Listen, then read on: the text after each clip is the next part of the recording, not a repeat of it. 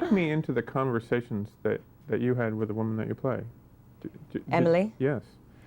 Did you worry about meeting her for the first time and what to Yes, ask her I and did. anxiety over all those things? Yes, I did. I worried very much because she lives in Argentina, it was impossible for me to meet her until after the filming, and we didn't actually meet until in Jerusalem. Wow.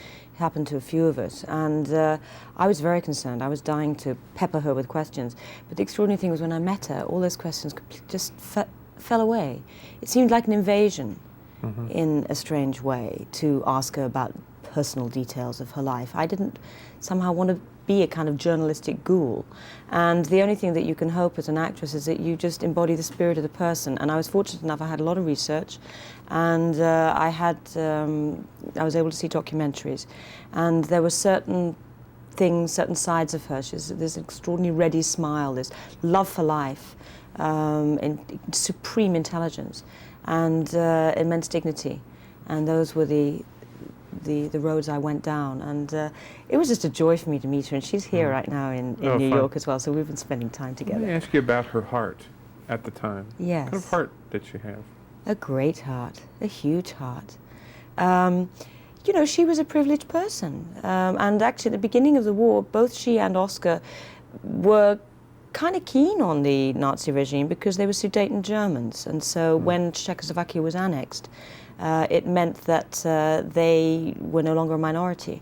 And then they gradually realized what was happening. And she was never a fan of Hitler. They also had some very good friends who were Jews when they were children.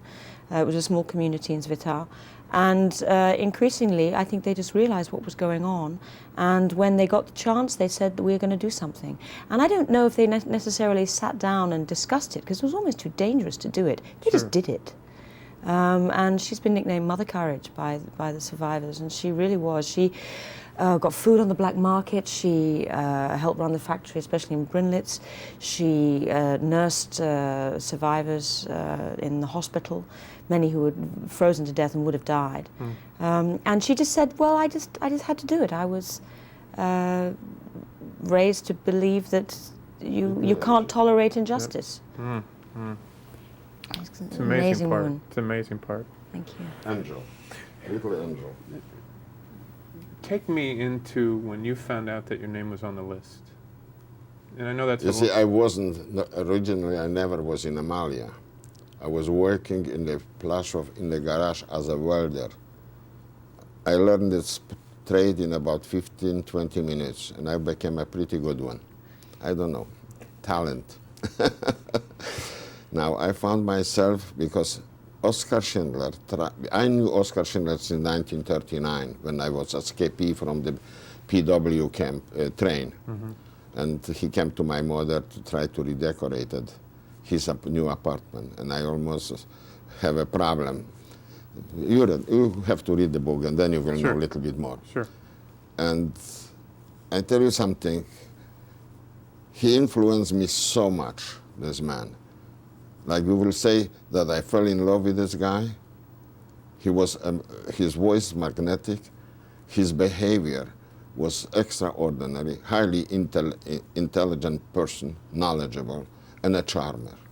And he not only was a charmer towards the women, because they all love him, every one of them. And his wife adored him too, even that he have so many love affairs. The love between him or her never expired. He loved her and adored her. But he was a man who loved to have, to be surrounded with a lot of women, you see, and I don't blame him for it, you see. She didn't blame him either for it, because this was, she said when they was asked about this, when he will have one woman only, I will be very, very jealous. But 100 women, how can be jealous? You see? So this is an extraordinary situation. When the people's names were put on the list, were they well aware of what it meant to be on that list? Yes. You see, when we were in the camp, we were talking quietly between all of us. Oh, I would like to get on the list to Schindler, to Amalia.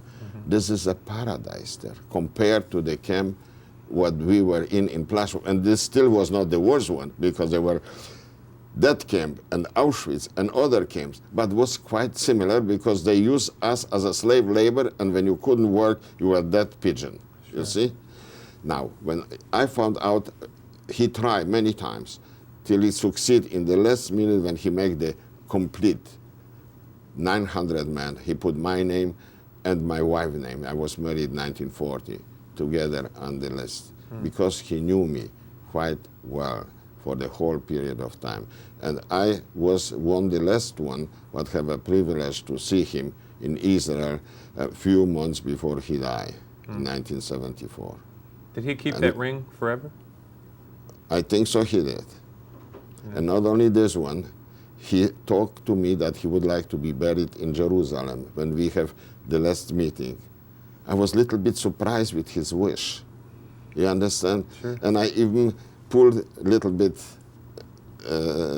his leg about this. But then next day when I met Ichu Stern and Dr. Bieberstein and Jacob Sternberg and Dr. Moshe Beisky, those leaders in Israel, the Schindler Jews, they were also surprised. But they said, my God, this man is alive. What we are thinking where to bury him.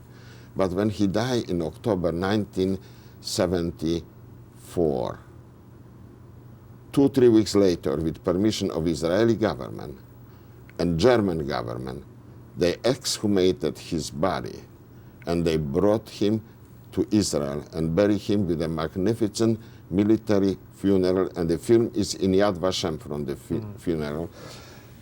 And the priest and 2 rabbis in the front. Where he wanted to be. And he was buried in Jerusalem. Wow.